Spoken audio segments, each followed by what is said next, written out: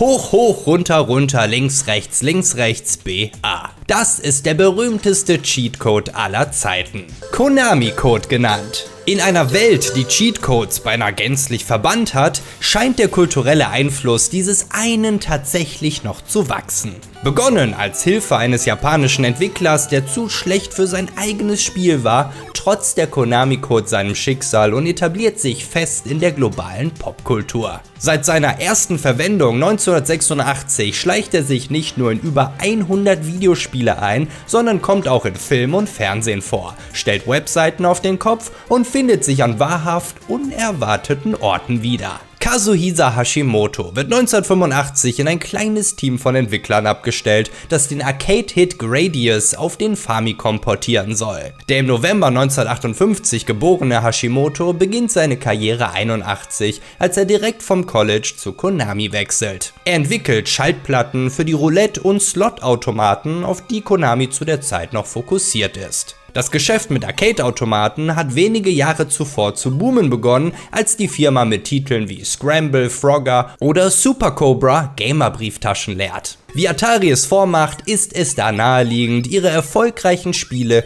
auch für den Heimgebrauch zu portieren. 1983 erscheint der Famicom in Japan und 86 als NES auch in Amerika, womit es einen riesigen neuen Markt abzuarbeiten gilt. Doch Konamis Fokus bleibt auf den Arcade-Maschinen mit sämtlichen erfahrenen Entwicklern und für die Videospiele stellt man die neuen Angestellten ab, ohne eine großartige Ausbildung oder Einweisung. Ein Lehrer bringt ihnen das Notwendigste nebenher bei. Kazuhisa Hashimotos erster Port entsteht in einem Zwei-Mann-Team, das innerhalb eines halben Jahres Track and Field auf den Famicom portieren muss, während sie gleichzeitig einen neuen Controller dafür entwickeln, da sich Spieler über Schmerzen mit dem herkömmlichen beschweren. Dann folgt Gradius, das mit 4 daran arbeitenden Leuten nicht einmal ein halbes Jahr in Anspruch nimmt. Das Team hat mit den technischen Limitierungen der Heimkonsole zu kämpfen, die nur eine deutlich geringere Anzahl von gleichzeitigen Sprites auf dem Bildschirm zulässt. Doch auch mit weniger Gegnern ist Hashimoto das Spiel noch viel zu schwer,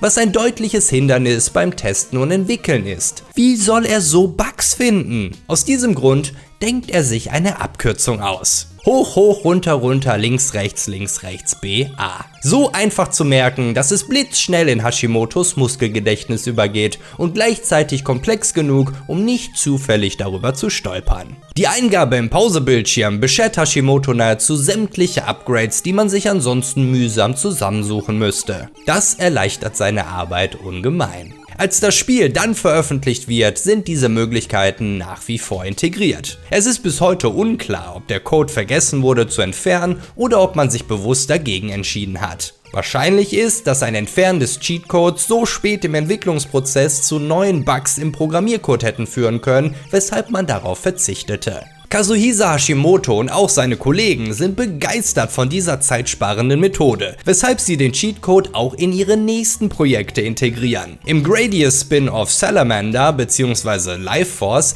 kann man sich ebenfalls 30 zusätzliche Leben herbeizaubern, genauso 1988 im bockenschweren Run-and-Gun-Game Contra. Und das Spiel ist letztlich auch der Grund, warum der Cheat überhaupt in Umlauf gerät und weltberühmt wird. Das Spiel und Nintendo. Der Hersteller der Famicom bzw. NES-Konsolen beginnt im Sommer 1988 mit dem Verlegen des Nintendo Power Magazins in den USA. Leser finden darin Reviews, Previews und Spielehilfen und in der allerersten Ausgabe auch die kleine Box, die geheime Informationen verspricht. Ein Trick, der dir alle Hilfe verleiht, die du benötigen wirst, um die Aliens zu besiegen. Da man sich im Magazin auf Contra bezieht, etabliert sich der Cheat als Contra-Code oder auch 30-Leben-Code. 3,6 Millionen Ausgaben des Nintendo Power Hefts wurden gedruckt und entsprechend fand die nun nicht mehr so geheime Tastenkombination ihren Weg in unzählige Kinderzimmer. Die Beliebtheit solcher einst Entwicklern vorbehaltenen Geheimnisse bleibt auch Nintendo nicht verborgen. Bei denen landet ohnehin jedes Spiel vor Veröffentlichung, um die Qualität sicherzustellen. Teil dieser unumgänglichen Vereinbarung ist auch, dass Nintendo Power exklusiven Erstzugang zum Spiel erhält. Entwickler müssen sämtliche Cheatcodes und versteckten Geheimnisse offenlegen, wenn sie ihr Spiel einreichen, damit die Redakteure es ebenso leichter haben wie einst Hashimoto und natürlich damit das Magazin sie abdrucken kann. Laut Scott Miller von 3D Realms gibt es zwischen Entwicklern und Redaktion aber die Vereinbarung, die Codes nicht sofort in derselben Ausgabe abzubilden, in der das Spiel auch erstmals rezensiert wird. Stattdessen sollen 1 oder 2 der monatlichen Hefte abgewartet werden, sodass das Spiel erneut Aufmerksamkeit in der Presse bekommt. Entgegen der meisten Auflistungen und Gamer-Glauben gehört das Drücken des Startknopfs übrigens technisch nicht zum Code. Es ist lediglich eine Notwendigkeit, um nach der Aktivierung ins Spiel zurückzukommen. Bei späteren Integrationen in Spielen ist das Drücken von Start teilweise überhaupt nicht mehr notwendig. An dieser Stelle sei auch gesagt, dass man den Konami-Code heutzutage nicht mehr ausschließlich als hoch, hoch, runter, runter, links, rechts, BA versteht, da bereits sehr früh Variationen davon auftreten. Anstatt links und rechts soll man dann beispielsweise die jeweiligen Schultertasten drücken. Oder anstatt B und A zum Abschluss gilt es A und B zu drücken. Entwickler nutzen diese bewussten Abwandlungen, um Spiele aufs Glatteis zu führen und sie buchstäblich für das Nutzen des Codes zu bestrafen, wie wir gleich noch sehen werden. So oder so, der Konami-Code ist fortan Teil der Popkultur. Er ist viel mehr als ein Cheat, er ist das Tor, um Spiele für viele überhaupt erst unterhaltsam zu machen, in einer Zeit, in der die hohe Schwierigkeit vieler Titel ein großes Hindernis darstellt. Gleichzeitig ist er trotz seiner weiten Verbreitung immer noch ein Geheimnis, mit dem sich Gamer stolz brüsten. Den Code zu kennen bedeutet, Teil der Gaming-Community zu sein. Doch in welchen Spielen seit Gradius im Jahr 1986 trifft man den Konami-Code an? Was bewirkt er? Und in welche anderen Medien hat er es geschafft? Das schauen wir uns jetzt mal genauer an und überprüfen, ob es denn auch wirklich stimmt. Im Einklang mit der ursprünglichen Funktion des Cheatcodes machen auch andere Spiele als Gradius und Contra es dir leicht, indem sie weitere Leben freischalten. Die frühen Turtles Games sind ganz vorne mit dabei und bescheren entweder zusätzliche Continues oder Leben. Im Arcade-Game schaltet man gleichzeitig noch eine Levelauswahl frei und Turtles in Time hält den Kniff bereit, dass man die Tastenkombination auf dem zweiten Controller eintippen muss, um 10 extra Leben zu erhalten. Ähnlich läuft es im Batman Returns ab, wo man den Code auf dem zweiten Controller eingeben muss, um dann mit dem ersten die Anzahl der Leben einzustellen. Während das teilweise auch nur einmal pro Spieldurchlauf funktioniert, kann man auf der Game & Watch Konsole zu Super Mario Bros. Bequem unendlich Leben freischalten.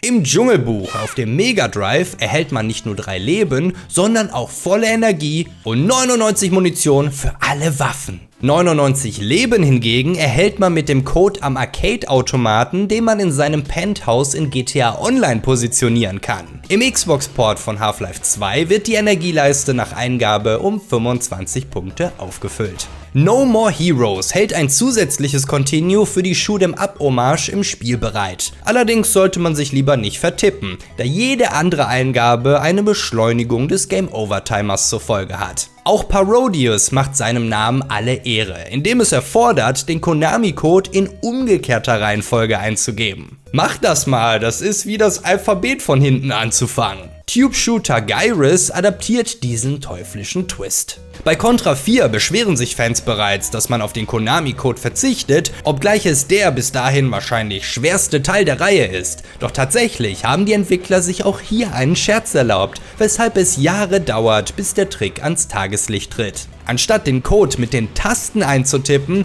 muss man nämlich den Touchscreen benutzen und für die jeweilige Richtung den korrespondierenden Bildschirmrand antippen. Die andere Ursprungsfunktion aus Gradius ist das Freischalten von Upgrades oder Items, was besonders gerne über die Jahre wieder aufgegriffen wird. Hashimoto war sein Spiel damals schließlich zu schwer, da helfen ihm auch 30 Leben nur begrenzt. Er brauchte Feuerpower. Allen voran lassen sich Gegenstände in Konamis hauseigener Silent Hill Serie freischalten. Der bestenfalls müde belächelte PS Vita-Ableger Book of Memories schaltet bei Eingabe des Codes im Hauptmenü die Robbie-Puppe frei. Ungeachtet der Optik eine Waffe, deren Freischalten mit dem unheimlichen Lachen eines Kindes quittiert wird. Silent Hill Origins ermöglicht nach dem erstmaligen Durchspielen so das Freischalten von Protagonist Travis Bradys Codebreaker-Kostüm, das an Vincent Smith aus Silent Hill 3 angelehnt ist. Das Spiel betitelt den Code selbst als antiken, mächtigen Zauberspruch. In Homecoming schaltet man aus dem Titelbildschirm heraus das Kostüm des jungen Alex frei. das man ansonsten nur in Rückblenden zu sehen bekommt. Mit der Einkehr der Silent Hill Charaktere im Multiplayer-Horror-Game Dead by Daylight durfte natürlich auch der Konami-Code nicht fehlen, der den Vic Viper-Anhänger freischaltet. Vic Viper ist das Schiff aus Gradius und passend zum Freischalten spielt auch eine an das Game angelehnte Melodie. Ebenfalls hausintern entstehen bei Konami die Yu-Gi-Oh! Spiele und in den Tech Force Teilen schaltet man spezielle Booster Packs des Publishers frei, in dem Gradius-Karten zu finden sind. Dummerweise sind diese ziemlich schlecht, obgleich der Konami Booster ein Vielfaches des normalen kostet. Prince of Persia: The Two Thrones hält nach Eingabe im Pausemenü eine Kettensäge als Sekundärwaffe bereit, während man in Mercenaries 2 25 nukleare Bunkerbusters erhält. Noch zerstörerischer ist das einmalige Beschwören der Göttin der Explosionen im Top-Down-Shooter Hyper Princess Pitch, der einen gesamten Raum von Gegnern befreit und Bossen schweren Schaden zufügt. Im PSP-Ableger von Hellboy erhält man 2 Granaten jedes Typs, während man in Helldivers 2 für eine Minute den Super Destroyer herbeirufen kann. Diese sogenannten Stratagems oder Taktikausrüstung müssen über bestimmte Tastenkombinationen herbeigerufen werden und die für den Super Destroyer ist zufälligerweise die altbekannte Konami-Eingabe. Für die Konsolenversion von Quake ist der Code ein Allrounder und schaltet nicht nur sämtliche Waffen frei, sondern auch volle Rüstung und volle Lebensenergie. Im Return to Castlevania DLC von Dead Cells erhält man immerhin den Morgenstern und als Hideo Kojima sich noch nicht mit Konami entzweit hatte, baute er den Code ebenfalls gerne in seine Spiele ein. Eine seiner weniger bekannten Reihen ist die Handheld-Serie Boktai, in der man einen Vampirjäger spielt und die Gebrauch von einem Tag-Nacht-Sensor macht, der essentiell erfordert, das Spiel draußen zu zocken. In einem der Dungeons findet sich ein verstecktes Schild, das die Eingabe des Codes verlangt, um eine Truhe erscheinen zu lassen, die für Komplettierung der 100% notwendig ist. Ebenfalls auf dem Handheld führt Gradius Advance den Spieler noch einmal an der Nase herum. Der klassische Konami-Code schaltet sämtliche Waffen frei, allerdings nur für ein paar Sekunden, bevor das Schiff explodiert. Um das Arsenal ohne Selbstzerstörung behalten zu dürfen, musst du die Variante mit den Schultertasten eintippen. In Gradius 3 musst du den Code wie gewohnt eingeben, allerdings mit dem Controller auf dem Kopf, damit es funktioniert. Aber Items allein machen ja bekanntlich nicht glücklich. Wie wär's also mit Geld? Hält man in Scott Pilgrim vs. The World L2 und R2 gedrückt, während man den Code eingibt, führt auch das zu einer Selbstzerstörung. Allerdings gibt es einen Haufen Münzen als Entschädigung. Wendet man das an einem zweiten Spieler an, kann man unbegrenzt Geld farmen. In Yu-Gi-Oh! The False-Bound Kingdom gewinnt man so auch auf jeder Map Gold und zusätzlich lässt sich ein geheimer Dialog freischalten. Wobei Dialog etwas hochgegriffen ist. Der Mann schreit einfach nur Yu-Gi-Oh! Um die erfolgreiche Eingabe zu bestätigen. Doch es gibt, oder vielmehr gab in Videospielen noch viel mehr freizuschalten als Waffen und Geld. Am meisten Spaß haben doch immer neue Charaktere gemacht und auch dafür ist der Konami-Code zu gebrauchen. In Anlehnung an Kazuhisa Hashimotos erstes Spiel tauscht die Eingabe in International Track and Field 2000 deinen Athleten mit Konami Man aus. Außer du steuerst eine Sportlerin, dann gibt's nur ein neues Kostüm. Vampire Survivors hingegen lehnt an Castlevania an. Dass das knochenwerfende Skelett Mortaccio freischaltet, sollte man das noch nicht auf herkömmlichem Weg getan haben. Ein Geldbonus von 2800 Münzen gibt's obendrauf. Metroidvania Infernax hingegen spielt auf Contra an, indem es den 80er Jahre Actionhelden Maxime Gunn mit 30 Leben freischaltet. EA Sports UFC 2 schaltet Joe Rogan als Kämpfer frei, einen der erfolgreichsten Podcaster der Welt, der 1997 noch als Interviewer beim UFC arbeitet. Tsuyoshi Shikari Shinasai Tyson Puzzle Dama hat nicht nur einen viel zu langen Titel, sondern erweitert auch das Kämpferroster um 2 Figuren im Versus-Modus. An Arcade-Automaten kann man The Misses freischalten, den finalen Boss aus 2 anderen Serienablegern. Dafür braucht es aber wieder eine Abwandlung des Codes. Man muss nämlich zunächst Start drücken und halten, bevor man den Action-Knopf zweimal drückt und dann die Kombination rechts, links, runter, runter, hoch, hoch folgen lässt. Basierend auf der gleichnamigen Manga-Serie kann man im Gamecube-Spiel Rave Master den Charakter Rainer freischalten. In der Game Boy Advance-Version von Tony Hawk's Pro Skater 2 sogar Spider-Man. Konamis N64-Fighter Deadly Arts bzw. Gasp Fighters Next Stream in Japan und Europa schaltet gleich 2 Kämpfer frei, bei korrekter Eingabe Guriki und bei umgekehrter Reiji. Im kostenlosen Visual Novel Everlasting Summer vom russischen Studio Soviet Games schaltet man nicht wirklich einen neuen Charakter frei, aber zweifelsohne eine neue Perspektive von den existierenden, eine freizügigere Perspektive. Das ging zumindest, bevor Steam die Entfernung der Inhalte verlangt hat, die man nun erst einmal wieder nachpatchen müsste. Castlevania trumpft auch noch zweimal auf, indem man in Harmony of Dissonance 8-Bit Simon Belmont für den Boss-Rush-Modus freischaltet, der sogar mit seinen originalen, unfairen Sprungmechaniken daherkommt, während Legacy of Darkness sämtliche 4 Charaktere, all ihre Outfits und den Hard Mode freischaltet. Obgleich der Titel bereits 1999 für den N64 erscheint, entdeckt man den Code darin erst 2024, weil auch hier eine Abwandlung genutzt wird. So muss man gleich 4-mal hoch und runter drücken, je 2-mal links, rechts und dann mit L, R und Z abschließen. Einer meiner Favoriten aus der Kategorie Charaktere freischalten involviert die Unchained Melody Multicards. Dabei handelt es sich um Cartridges für Famiclone-Konsolen, also Bootleg-Versionen des Famicoms, auf denen mehrere Spiele enthalten sind. Besonders beliebt war die Serie in den Ex-Sowjetstaaten, weil sie dafür bekannt war, die beste Musik und Grafik zu bieten. Der Name Unchained Melody rührt daher, dass im Hintergrund des Menüs üblicherweise Unchained Melody von The Righteous Brothers läuft. Unchained Nostalgia ist eine auf eben diesem Menü basierende Demo, die eine Liebesgeschichte abspielt. Der Konami-Code schaltet einen zusätzlichen Vogel frei, den man insofern steuern kann, als dass er auf Knopfdruck Haufen auf die Romantik unter sich abfeuert und damit sogar die anderen Möwen in die Luft jagt. Einen kackenden Vogel zu spielen geht fast schon als Minispiel durch. Der Konami-Code kann davon aber noch weitere freischalten. Das bereits seit 2001 aktive MMO-Rollenspiel RuneScape hält den Boss Beastmaster Dursak bereit, dessen Arena Pit of Trials sich nach dem Kampf in ein Volleyballfeld umgestalten lässt. An den Wänden der Arena hängen 4 Gongs, die in der folgenden Reihenfolge geschlagen werden müssen, um das Volleyball-Minispiel zu starten. Norden, Norden, Süden, Süden, Westen, Osten, Westen, Osten. Nachdem dieses Geheimnis übrigens auch Monate nach der Implementierung nicht gefunden wird, enthüllt man es auf der RuneFest Convention in 2015.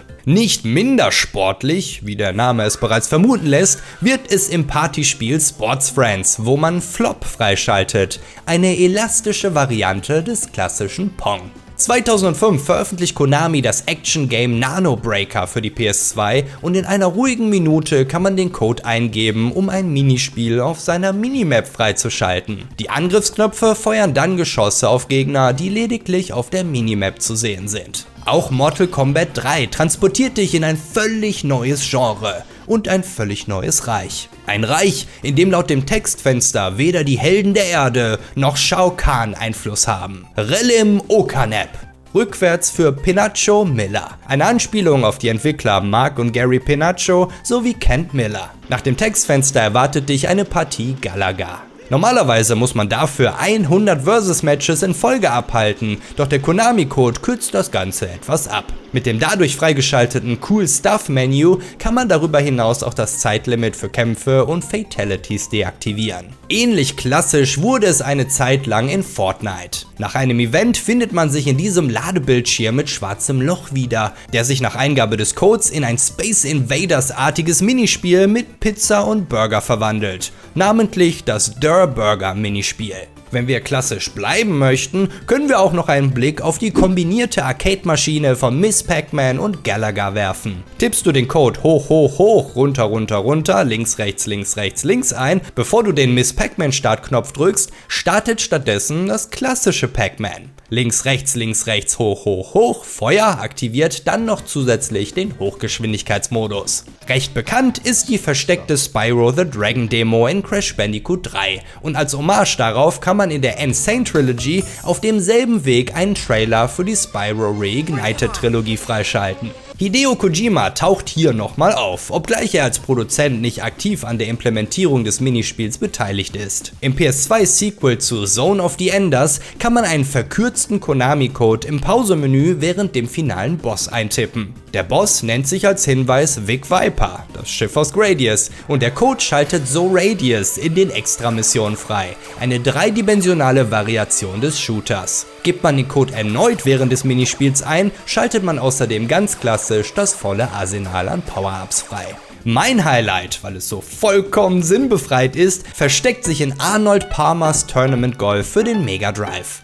Man muss 100 Schläge auf einer einzigen Bahn vermasseln, bevor man den Code im Game-Over-Bildschirm eintippen kann, um ein Fantasy-Zone-Minispiel freizuschalten. Wer aber doch lieber im eigenen Spiel bleiben möchte und das lieber etwas aufpeppt, kann per Konami-Code auch alternative Spielmodi aktivieren. Oftmals bedarf es zum Freischalten derer eigentlich einen kompletten Spieldurchlauf, doch einige Games bitten dankenswerterweise eine konamische Abkürzung. In Yu-Gi-Oh! Rush Duel muss man den Code zwar an einem sehr spezifischen Ort anwenden, schaltet damit aber frühzeitig den Deck-Editor frei, während der umgekehrte Code im Titelbildschirm von Zone of the Enders direkt den Versus-Modus enthüllt. Auch Hollow Knight Silksong schaltet die Steel Soul-Schwierigkeit mit Permadeath frei, ohne zuvor das Spiel beenden zu müssen. Ähnliches gilt für Metal Gear Rising. Für gemeinsames Spielen in der Mobile-Version von Farming Simulator Stardew Valley muss man etwas kreativ werden. Im Startbildschirm stehen nämlich die am Logo angebrachten Blätter für die Richtung, die man entsprechend dem Konami-Code antippen muss, um den Koop-Modus freizuschalten.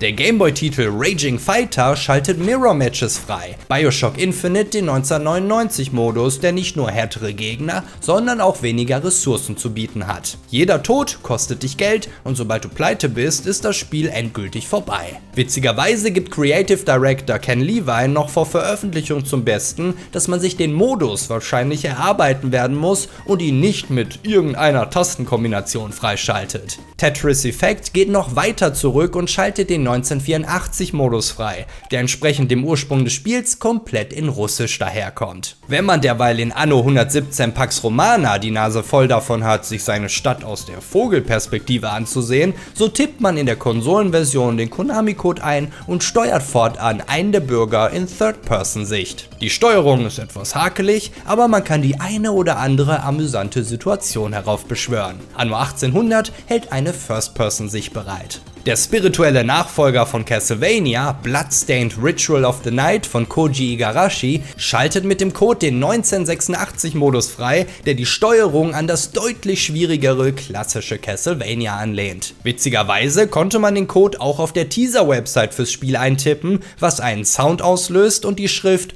"Did you think that would work" hier aufpoppen lässt? Ein saftiges "Nimm das" an Igarashis ehemaligen Arbeitgeber. Ein generelles Highlight ist definitiv in Frogger Hyper Arcade Edition es ist weiß Gott nicht versteckt. Das Spiel zeigt den ausgegrauten Contra-Modus an und verlangt zur Freischaltung die Eingabe eines geheimen Codes. Wie wir ja wissen, ist der Konami-Code auch als Contra-Code bekannt und ich muss sagen, dass sich diese Version des Arcade-Klassikers definitiv lohnt. Wer mich aber und mein Guilty Pleasure kennt, weiß, dass mein persönliches Highlight das Freischalten der Extreme-Version von Barbra Streisand in Just Dance 3 ist. Dummerweise funktioniert das nicht in der PlayStation-Version, weil der Move-Controller kein D-Pad hat. Barbra Streisand. Dann schalten wir doch lieber Trophäen und Achievements frei, denn das ist nicht nur eines meiner ältesten Gaming-Laster, sondern auch mit dem Konami-Code möglich. Beispielsweise in Viva Pinata Party Animals, wo man den Classic Gamer Award laut Beschreibung durch die Eingabe des klassischen Gamer-Codes freischaltet. Ein Hinweis dazu soll sich im Handbuch verbergen.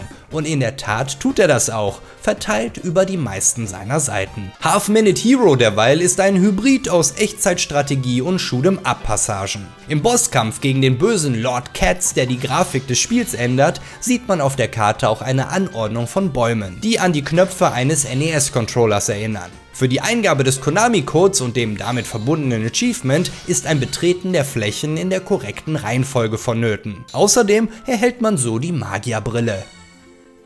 Auch Contra hat nochmal seinen Auftritt mit Operation Galuga, in dem man ein Achievement buchstäblich dafür erhält, dass man den Code nicht vergessen hat. Außerdem gibt es noch den 30 Leben Perk obendrauf, den man sich aber zunächst mit Hilfe einiges an Grinden teuer freikaufen muss. Die nächste Kategorie ist ein bisschen durcheinander und ich nenne sie Entwicklermodus/Levelauswahl. Einige Spiele schalten durch den Code Menüs und Funktionen frei, die in erster Instanz nur sinnvoll für Entwickler erscheinen. Weniger zum Durchspielen und mehr zum gezielten Testen. Ultrakill beispielsweise schaltet den Cheat-Modus frei, der ermöglicht, frei durchs Level zu fliegen, unbegrenzte Walljumps zu haben oder mit blinden Gegnern zu spielen. Ähnliches funktioniert bereits im ersten Mario Party, wenn auch etwas komplizierter. Spieler 2 muss mit seinem Controller während der Runde von Spieler 1 pausieren und dann muss der Code mit dem ersten Controller eingegeben werden, um den Debug-Modus freizuschalten. Er zeigt eine Liste von Statistiken an, obgleich man ansonsten nicht viel anderes damit machen kann.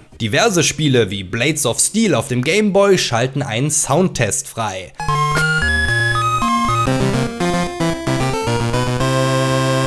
Nanonotte hingegen öffnet ein Menü, in dem man Spielstände löschen kann. Nützlicher für den Heimgebrauch sind da schon die Level-Auswahlfunktionen in beispielsweise Tiny Toon Adventures Wacky Sports Challenge. Auch in The Escapists kann man per Code sämtliche Level im Gefängnisauswahlbildschirm freischalten, ebenso im Manhattan Project der Turtles auf dem NES. Sonic Mania tut es ihnen gleich, zumindest auf der Switch, und man muss auf dem Titelbildschirm Y gedrückt halten, während man den leicht angepassten Code eintippt. Die Levelauswahl ist übrigens annähernd identisch zu der aus Sonic the Hedgehog 2. Und auch Metal Gear Solid mischt noch einmal mit dem zweiten Teil mit. Gibt man den Code als Namen vor dem Start einer VR-Mission ein, schaltet man sämtliche Charaktere und ihre Missionen frei, sodass man schwierige Aufgaben überspringen kann. Dein Waffenarsenal oder die Anzahl deiner Leben aufzustocken, mal dahingestellt, selbst das Überspringen von Leveln. Aber mit Hilfe des Konami-Code kann man auch wirklich ganz dreckig cheaten, um sich das Spiel einfacher zu machen. In Tengen Tetris verwandelt der Code den aktuellen Stein in den langen Tetromino, auf den wir jedes Mal sehnsüchtig warten. Zumindest auf den niedrigen Schwierigkeiten enthüllt der Konami-Code im Metal Gear Solid 3 die Position von Boss The End auf der Karte. Dasselbe funktioniert im Nachfolger mit Crying Wolf. Im Remake von Teil 3 quittiert The End den Versuch übrigens nur mit der Bemerkung: Fight like a man. You'll never beat me like that. Play the game, Snake. Im japanischen Strategiespiel Gundam Seed Destiny Generation of CE trifft in Angriffssequenzen gelegentlich der sogenannte Seed Sense auf, ein Quicktime-Event, das gehörige Vorteile einbringen kann. Dummerweise wird ein erfolgreicher Seed Sense von einer Zwischensequenz begleitet, die sich nach dem wiederholten Mal schnell in die Länge ziehen kann. Der Konami-Code lässt dich überspringen, was eigentlich mit einem einzigen Knopfdruck überspringbar sein sollte. Es liegt bereits viele Jahre zurück und funktioniert heute nicht mehr, aber in den frühen Tagen von League of Legends waren die Spielserver noch derart überlastet, dass es lange Warteschlangen gab, um sich einzuloggen. Clevere Gamer allerdings konnten die Warteschlange mithilfe des Konami-Codes umgehen und sich direkt einloggen. Im Ultramix Spin-Off der Dance Dance Revolution Serie auf der Xbox kann man den Code während den laufenden Credits auf einem Controller eintippen, der im 4. Controller-Port angeschlossen ist. Das schaltet sämtliche Songs der Spiele frei. Ultramix 2 erfordert die Eingabe zweimal. Ist ja auch Teil 2.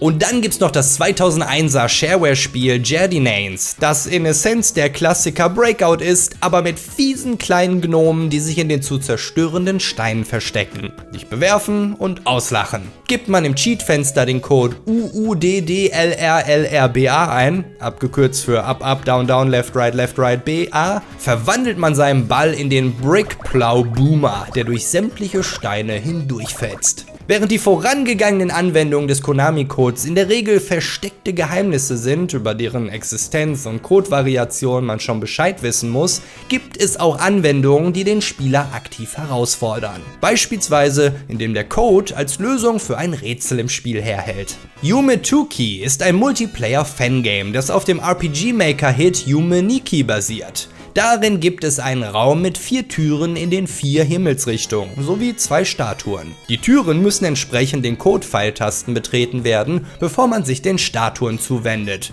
Die männliche Statue steht für den A-Knopf, die weibliche für den B-Knopf. keine Ahnung, wo diese Aufteilung herkommt, aber ich habe eine Theorie. Gehen wir zurück ins Jahr 1995, finden wir den Konami-Code auch in Tales of Phantasia, seines Zeichens das erste Spiel der erfolgreichen JRPG-Reihe. In der Moria-Galerie findet sich ein Schalterrätsel, das allerdings weniger ein Rätsel ist, da ein Schild um die Ecke einem die Lösung vorkaut. Ähnlich verhält es sich im Action-Rollenspiel Crosscode, das dich auffordert, zum Öffnen einer Tür einen Code einzugeben, der zumindest ein gutes Stückchen weiter entfernt in einen Stein graviert ist. Für alle, die nicht intuitiv den Konami-Code ausprobieren. 22 Jahre später erscheint das retro anmutende Cyberpunk-Adventure Game Neo Feud, in dem man auf einem Nintari-Automaten cheaten muss, um den Highscore von Detective Hoyt zu brechen und ihn so für sich zu gewinnen. Ich denke, du wirst ahnen, was der Cheatcode ist. Im Gameboy-Rollenspiel God Medicine kann man einen Dungeon nur verlassen, indem man die als Knöpfe eines Gameboys angeordneten Tasten in der Konami-Code-Reihenfolge drückt. Genauso wie wir es schon in Half-Minute Hero gesehen haben. Bringen wir grafisch mal wieder etwas abwechslungsrein mit dem Tower Defense Action RPG Dungeon Defenders. Um die Schildkröte auf dem Laufband zu finden, musst du im Dschungellevel die 4 normalen Schildkröten finden und entsprechend der neben ihnen positionierten Schilder mit ihnen interagieren. Die B- und A-Knöpfe werden durch spezifische zu öffnende Truhen ersetzt. Da haben wir's. Du bist awesome. Brandaktuell unterwegs sind wir hingegen, wenn wir uns ansehen, welche Spiele den Konami-Code nicht aktiv nutzen, aber dennoch darauf anspielen. Zuletzt passierte das im cartoonigen Ego-Shooter Mouse PI for Hire, wo man eine Anleitung dafür findet, wie Warp-Rohre zu verwenden sind. Auf dem einzig wahren Weg nämlich. Nachdem Cody Rhodes und Ted DiBiase den Team Championship Gürtel in WWE SmackDown vs. Raw 2011 für sich gewinnen, beschwert sich Santino Marello darüber. Sie haben ein Cheat benutzt, um das Turnier zu gewinnen. Ich weiß nicht, ob es hoch, hoch, runter, runter war oder links, rechts, links, rechts. Auch Eva in Metal Gear Solid 3 ist sich nicht vollends sicher, denn wenn man ihr das Messer an die Kehle hält, um sie zu verhören, rezitiert sie zwar die Richtungstasten des Codes, aber nicht den Rest. Up, down, down, left, right. I don't remember the rest. Macht ja auch Sinn, da die A- und B-Tasten auf einem PlayStation-Controller schwer zu finden sind. Das freundschaftliche Abklatschen zwischen Snake und Otacon ist übrigens auch an den Code angelehnt. Hoch, hoch, runter, runter, links, Umarmung. Beim Belauschen eines Charakters im großartigen JRPG Grandia enthüllt die einen benötigten Türcode als Konami-Code. Auch wenn die tatsächliche Kombination eine leichte Abwandlung ist. Das Ganze schaltet übrigens nicht nur eine offene Tür frei, sondern auch einen herrlichen Übersetzungsfehler im Deutschen. Du hättest sie sich umziehen sehen sollen, hätte deutlich mehr Sinn ergeben. Leider nicht im Original, aber zumindest im wohl hervorragenden ROM-Hack Brave New World für Final Fantasy VI aktiviert man Sabins Bum-Rush-Technik mit unserer altbekannten Tastenkombination. Ein absolutes Highlight für mich ist Dance Dance Revolution, die zumindest die Richtungstasten des Codes als Tanzschritte in diverse Songs integrieren, die mit Konami-Spielen in Verbindung stehen. Allen voran 30 Lives, das an Contra erinnern soll, in diesem Fall aber ein merkwürdiges Liebeslied ist, in dem der Sänger seine 30 Leben mit einer Frau verbringen möchte.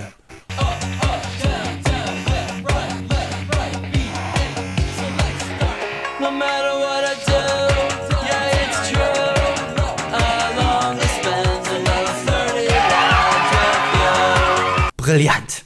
Eine herrliche visuelle Repräsentation findet sich gleich im Intro des Borderlands DLCs Mad Moxie's Underdome Riot, wo sie ihren ersten Ehemann als Fremdgänger beschuldigt. Oder auf Englisch Cheat. Und wenn man dabei auf den Hintergrund achtet. Im Mobile Game Battle Racing Stars wird dem Protagonisten Dan vorgeschlagen, einen gewissen Cheatcode im Kampf gegen den unbezwingbar erscheinenden Kolossaton anzuwenden. Nachdem das mit Schweigen quittiert wird, rudert er zurück und meint, dass das zumindest in der guten alten Zeit funktioniert hat. Im Point-and-Click-Adventure The Darkside Detective muss Detective McQueen alte Zeitungen nach Hinweisen untersuchen und stolpert dabei über die Schlagzeile, dass der Computeraktienkurs hoch, hoch, runter, runter, links, rechts, BA und Start geht. Das laute Vorlesen bereut er auch sogleich, weil es wie eine magische Beschwörungsformel klingt. Die JRPGs sind auch wieder am Start, dieses Mal mit Hyperdimension Neptunia, wo Charakter Neptune ihren X-Skill mit den folgenden Worten einleitet. Up,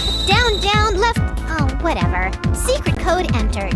Xelput ist der Stammesälteste, der über die Ruinen von La Mulana wacht. In dem gleichnamigen Plattformerspiel von 2006, das an die Grafik alter MSX-Spiele erinnern soll. Entsprechend ist Xelput auch ein ziemlicher MSX-Fanboy, weshalb er nicht mit dem Konami-Code vertraut ist. Als er ihn in seinen zufälligen Dialogen zitiert, fragt er danach nur verwundert, was das sein soll. In Ratchet & Clank Up Your Arsenal tippt L eine Abwandlung des Codes in einer Zwischensequenz ein, um Captain Quark in einem Tütü freizuschalten. Man selber kann es ihm mit demselben Effekt gleich tun. Auch Dave Campbell, der Moderator in der MLB The Show Spielereihe, kann das Ganze nicht einordnen. Wenn man im eigenen Baseballspiel den Batter mit 2 Würfen im oberen Bereich und anschließend 2 im unteren Bereich raushaut, meint er hoch, hoch, unten, unten. Mein Produzent sagt mir, dass das ein bisschen wie ein Videospielcode klingt. Und wenn wir schon bei Witzen auf Kosten des Konami-Codes sind, dann lass uns doch einen Blick auf die Anwendung der Kombination werfen, die ziemlichen Stuss auslösen. Angefangen mit Konami selbst, die 2003 ein weiteres Teenage Mutant Ninja Turtles Spiel für unter anderem die PS2 raushauen, in dem ihr Code den wundervollen Effekt hat, dass die Turtles bescheuerte Geräusche bei jedem einzelnen Schritt machen. Ein noch größeres Highlight ist Silent Hill 3, das man zwar einmal durchspielen muss, dann aber massiv dafür belohnt wird. Die Eingabe des Codes vor dem Starten des neuen Spiels sorgt dafür, dass Charakter Douglas nur noch seinen Mantel und seine Unterhose trägt. Just let me have an hour. No, half an hour of your time. Ein fast so schöner Anblick wie dem Wasserfall in Ori and the Blind Forest, einen Regenbogen zu stehlen, um ihn beim Dash hinter sich herzuziehen. Du willst mehr? Kein Problem, in Segas Arcade-Game Manx TT Superbike ist der Code ebenfalls einsetzbar, auch wenn man aufgrund der begrenzten Knöpfe kreativ werden muss. Tatsächlich schaltest du für die Eingabe zweimal den Gang hoch, zweimal herunter, dann wird nach links und nach rechts gesteuert, bevor du bremsen und dann Gas geben musst. Und schon verzichtest du auf sämtliche Motorräder und ersetzt sie alle mit Schafen. Majestätisch! In Justice League Heroes The Flash hingegen kann man sämtliche Gegner ersetzen, und zwar gegen gigantische Versionen von ihnen, wenn man Schwierigkeiten beim Treffen hat zum Beispiel.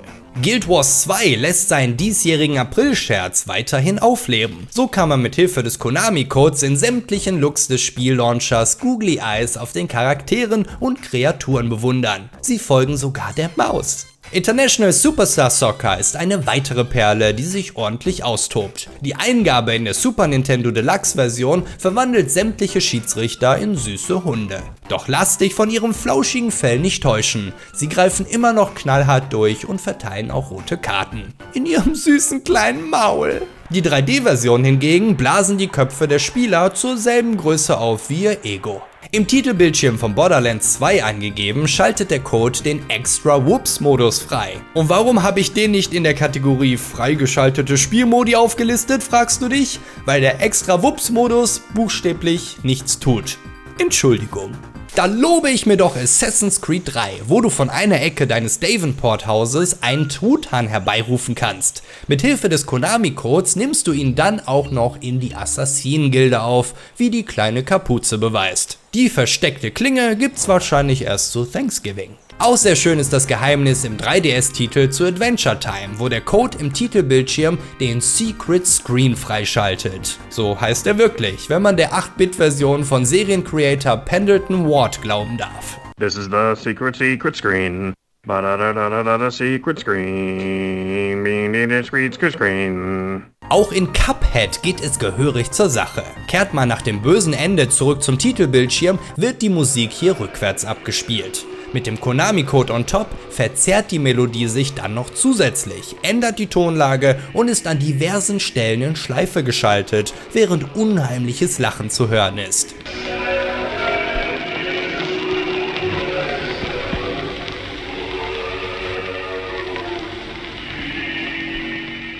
Obendrauf kommt noch, dass ein Spektrogramm des Musikstücks den Teufel aus dem Spiel zeigt. Hardcore Uprising ist der 13. Teil der Contra-Serie, ein Prequel und gleichzeitig der Versuch, Hardcore als eigenes Franchise zu etablieren. Die Konami-Code-Eingabe während dem Ladebildschirm zur ersten Stage ändert die Musik zu einem Metal-Cover des Stage 1-Tracks des originalen Contras. Ein ebenso netter Wink an die Vergangenheit, aber noch sinnloser, ist der Konami-Code im Hauptmenü von Rocket League. Das Menü sowie die Musik schalten dann um auf jene des Vorgängerspiels Supersonic Acrobatic Rocket Powered Battle Cars. Selten einen besseren Titel gehört. Buchstäblich liebevoll wird es in Little Big Planet 2.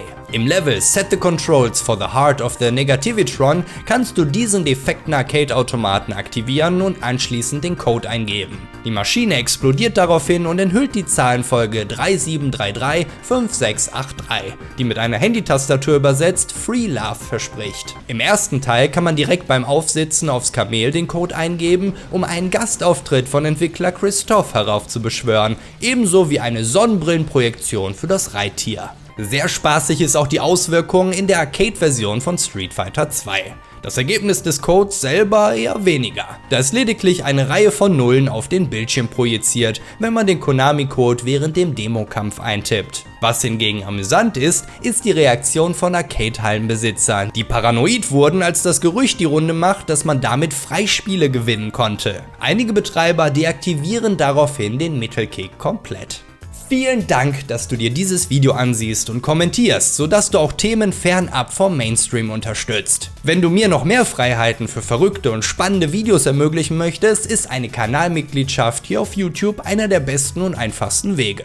Vielen Dank für deinen Lord-Support. Entwickler haben aber noch weitaus mehr Spaß mit dem Code, indem sie den Spieler damit gehörig auf die Schippe nehmen. In der Castlevania Requiem Compilation schaltest du vom Hauptmenü aus das Spiel Akuma Joe Dracula Peak frei, ein verstörendes Pseudo-3D-Game. Aber auch nur vermeintlich, denn schon nach wenigen Schritten bekommt man die Botschaft serviert, dass Castlevania Requiem keine Extra-Leben-Codes unterstützt. Man möge doch bitte Options drücken, um das Minispiel zu verlassen. Du Cheater. Eine Beleidigung, für die sich das Polygon-Mädchen hier unaufhörlich entschuldigt. Der Angry Video Game Nerd hingegen entschuldigt sich nicht. Stattdessen bekommst du in seinem Spiel einen Bluescreen serviert, der dich auffordert, kreativer bei deinen Cheatcodes zu sein, als den offensichtlichsten von allen zu benutzen. Super Monkey Ball Jr. kann deinen Versuch auch nur müde belächeln und ändert den Titelbildschirm in Super Nice Try, also netter Versuch. Wenn du hingegen runter runter hoch hoch anstatt andersherum eintippst, bekommst du Super Enable All, das wie der Name sagt, buchstäblich alles freischaltet.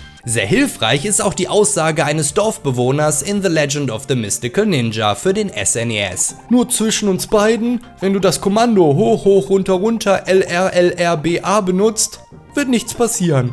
Das DS-Puzzlespiel Hands-on Tangrams ist noch hinterhältiger. Für die Eingabe des Codes im Titelbildschirm bekommst du Fanfaren und die Nachricht, dass man 30 Leben freigeschaltet hat. Der Witz daran ist, dass das Spiel überhaupt keine Leben hat. Scrolling-Shooter Poppin' Twinbee hingegen hat nur 7 Schwierigkeitsstufen. Der Konami-Code allerdings schaltet eine 8. frei. Außer man gibt ihn während des laufenden Spiels ein. Dann stürzt das Schiff des Spielers einfach ab. In Kid Dracula, einem ursprünglichen Japan-exklusiven Spiel aus 1990, das als Castlevania-Parodie gilt, erhält man die kaltschnäuzige Botschaft, dass es dein Pech sei, aber es hier nichts gibt. Außer dass du aufstehen musst, um deine Konsole neu zu starten, wenn du spielen möchtest. Versuchst du den Code einzugeben, nachdem du Metal Gear Solid 2 durchgespielt hast, wird Snake dich dafür zurechtweisen. What do you think you're doing? Recht hat er, jetzt macht Cheaten auch keinen Sinn mehr. Manchmal müssen sich Entwickler aber auch einfach nur Luft machen, wie jene von Cosmic Epsilon, die sicherstellen möchten, dass sie nicht Konami sind,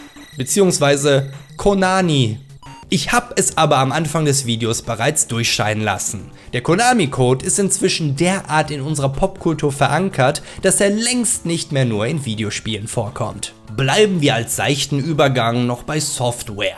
So gibt es beispielsweise eine spielbare Demo der Unreal Engine 5, namentlich Valley of the Ancient, wo ein gewaltiger, epischer Roboter aus den Trümmern erwacht, den du mit Hilfe des Konami-Codes unaufhörlich dabben lassen kannst, wie die hippen Kids sagen. In der Netflix-App auf Konsolen und auch dem Fernseher konnte man mit einer Variation des Codes ein Support-Menü aufrufen. Sehr schön sind auch die Smartphone-Lauscher diverser Firmen. Siri beispielsweise nennt dich einen Nerd oder Cheater, wenn du ihr gegenüber den Code herunterleierst. Oder aber ihr wird schwindelig von den ganzen Richtungsänderungen. Spricht man mit dem Google Assistant, lautet die Antwort entweder, dass du den Cheat-Modus aktiviert hast oder dass du den niederträchtigen Red Falcon besiegt und damit das Universum gerettet hast. In der Google Games App hingegen konnte man durch Wischen über den Touchscreen das Achievement All Your Base Are Belong to Us freischalten, ein bekanntes Gaming-Meme. In Google Hangouts konnte man den Hintergrund der aktiven Unterhaltung ändern, in Google Docs die Seite samt Schrift spiegeln. Die Google-Suche hingegen schaltet laut eigener Aussage unendliche, kostenlose Google-Suchen frei. Cheat mode unlocked. Unlimited free Google searches. Das ist fast so gut wie die 30 Leben in Hands-on Tangrams. Aber muss es nicht Spaß machen, bei Google zu arbeiten? Alexa lässt sich natürlich auch nicht lumpen. Alexa, hoch, hoch, runter, runter, links, rechts, BA. Super Alexa-Modus wird aktiviert. Hihi. 10 extra Leben addiert. Speed Level 3 freigeschaltet. Alle Power-Ups verfügbar. Fehlfunktion. Power-Ups haben keine Power. Abbruch. Wenn wir schon bei Geräten sind, dann nehmen wir auch gleich noch das Google Chromebook mit rein. Google, da sind sie wieder. Mit Eingabe des Konami-Codes feiert die Lichtleiste auf der Außenseite Disco. Als Daddle Daddy feiere ich persönlich auch sehr Fisher-Price, die den Konami-Code in 3 verschiedenen Kinderspielzeugen verbaut haben. Neben dem Game Boy und Switch Lookalike gibt es auch diesen Controller, der eine ansonsten nicht zugängliche Reihe von Sounds abspielt. Wir hatten gerade schon ein paar Überschneidungen mit drin, aber auch eine ganze Reihe von Websites, die ich nicht als Software kategorisieren würde, spielten mit dem Konami-Code herum. Es gab tatsächlich eine Website, die Buch geführt hat über andere Websites, die den Code bei sich integrieren. Logischerweise musste man den Konami-Code eintippen, bevor man überhaupt darauf Zugriff hatte. Die Liste hier ist aus dem Jahr 2017 und wie du siehst, sind einige Hochkaräter mit von der Partie. Facebook erzeugt beim Scrollen und Anklicken einen coolen Lensflare-Effekt. Twitter lässt das Logo drehen. Dasselbe passiert noch heute beim Panda-Logo der britischen WWF-Seite. Eine der besten Stories bot aber ESPN.com. Der Code lässt Einhörner auf der Sportwebsite spawnen und durch Klicken mit der Maus vermehren sie sich und auch Regenbögen gesellen sich hinzu. Wohl änderte sich auch die Schriftart zu Comic Sans und fügt in jeden Artikel Wörter wie niedlich, magisch oder schimmernd ein. Sobald diese Information allerdings die Runde machte, entfernte ESPN das Feature bereits. Und wahrscheinlich auch ihren Administrator. Wenig begeistert war wahrscheinlich auch die Bank of Canada, die zum 150. Jubiläum eine feierliche Website für ihre Sonderausgabe des 10-Dollar-Scheines veröffentlicht und der Konami-Code darauf die Nationalhymne abspielt sowie ein Feuerwerk loslässt.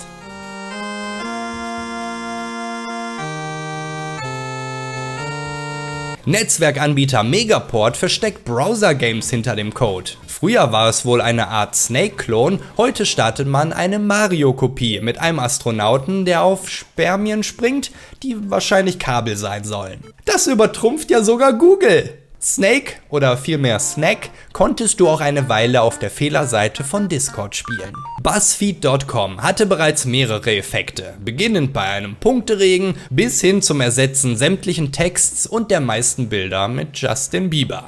Ich weiß nicht warum, aber ich finde es großartig. Kupia.com bietet kostenlose IT-Lernvideos an und mit aktiviertem Code eine weiße Leinwand, auf der man durch Klicken dieses Gans-Maskottchen in diversen Kostümen aufpoppen lässt. Ich kann mich nicht entscheiden, ob ich Yoda oder Darth Vader mehr mag. Die einzig wahre Implementierung hat aber die Website Dick.com abgeliefert.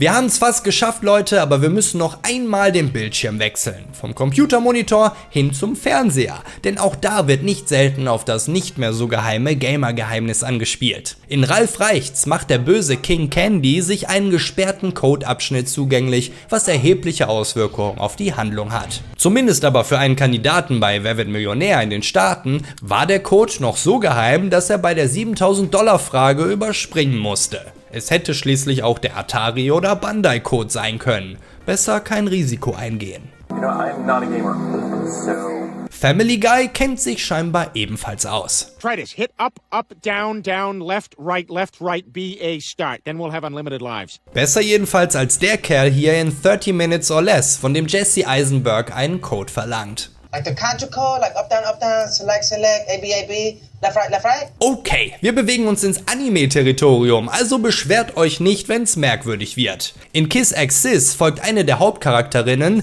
den Empfehlungen in einem Frauenmagazin und massiert ihre Brüste auf die Konami-Art. In Love, Chunibo und Other Delusions verpassen die Charaktere den Zug, weil die kleine Lady hier sich ihren Snack anhand des Codes aussuchen muss. Etwas populärer ist vielleicht Shaman King, der sich den Code allerdings nicht besonders gut merken kann. Oder vielleicht Sailor Moon?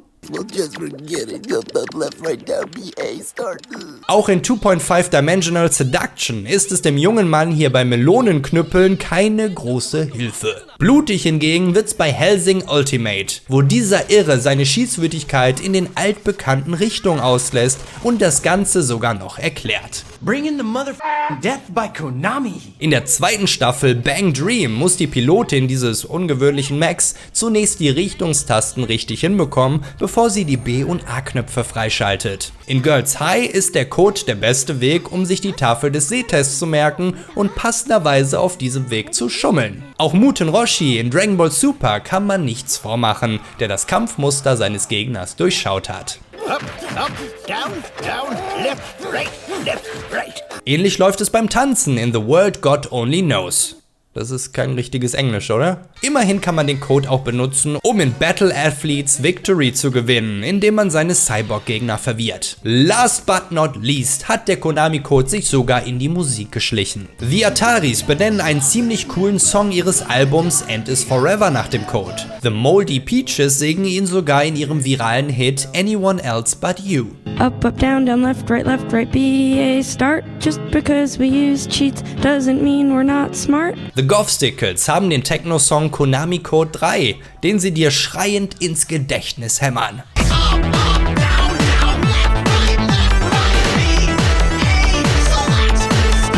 John LaJoie hat derweil 10 Millionen Aufrufe auf seinen Rap Everyday Normal Crew, indem er den Code vorführt und mit Contra in Verbindung bringt. Auch wenn vielleicht ein paar Tasten zu viel gedrückt und aufgezählt werden. Up, down, left, right, then BA, select, start, you got 30 lives. Meine Frau wird es besonders freuen, dass eine ihrer Lieblingsbands auch hier vertreten ist. Falling in Reverse's Game Over wird vom Sänger immer als einer der schlimmsten Songs angekündigt, bringt die Halle aber trotzdem zum Kochen. In der vollen Version darf die Meute dann zum Ende hin sogar up, down etc. mitbrüllen.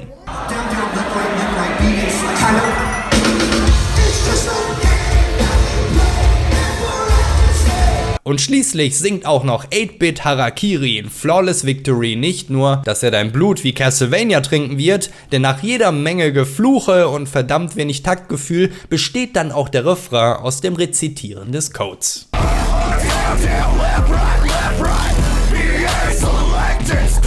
Kazuhisa Hashimoto wollte einfach nur effizienter arbeiten und infolgedessen hat er zahllosen Entwicklern und Webdesignern ebenso eine Freude gemacht wie Gamern, die sich anfänglich mit ihrem Insiderwissen noch einmal zusätzlich wie etwas Besonderes fühlen durften und heutzutage erfreut schmunzeln, wenn sie den Code irgendwo wiedererkennen, wo er bis heute die verrücktesten Sachen anstellt. Er inspiriert Künstler, Autoren und Musiker und steht nicht nur stellvertretend für diverse Spiele, sondern auch für eine ganze Firma. Und die ist so stolz darauf, dass sie ihren hauseigenen Code, der schon längst die Wände ihres Unternehmens hinter sich gelassen hat, als Logo für ihr Animationsstudio verwenden. Kazuhisa Hashimoto ist am 26. Februar 2020 verstorben. Ruhe in Frieden und vielen Dank für alles.